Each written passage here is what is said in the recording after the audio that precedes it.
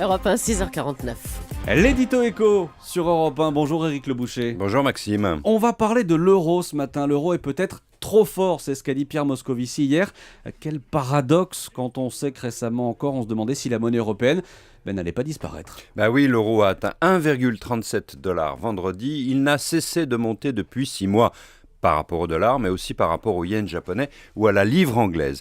C'est un paradoxe, vous l'avez dit, avant l'été, le pessimisme était la règle, non pas tant sur l'euro, personne ne croyait qu'il allait disparaître, mais sur l'intégrité de la zone euro. La Grèce allait-elle le sortir, l'Espagne, le Portugal, toute l'Europe du Sud, allait-on vers un euro du Nord et un euro du Sud? Bref, une grande défiance. Et c'est fini ?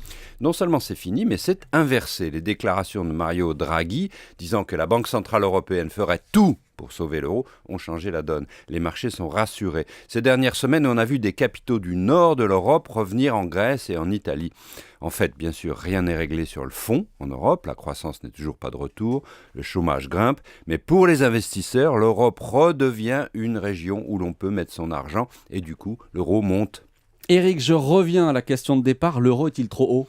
Alors, regardons les chiffres. À sa création, l'euro, en 99, valait 1,17 $. Puis il est tombé sous le dollar, à 0,9, quand l'économie américaine a triomphé en 2000 dans les années Internet. Ensuite, l'euro n'a cessé de monter jusqu'à la crise. En avril 2008, il valait 1,60 $, son record. Alors évidemment, avec 1,36, je l'ai dit, nous ne sommes pas à ce record, loin de là, mais selon Louis Gallois, l'auteur du rapport sur la compétitivité, c'est 1,20 maximum qu'il faudrait.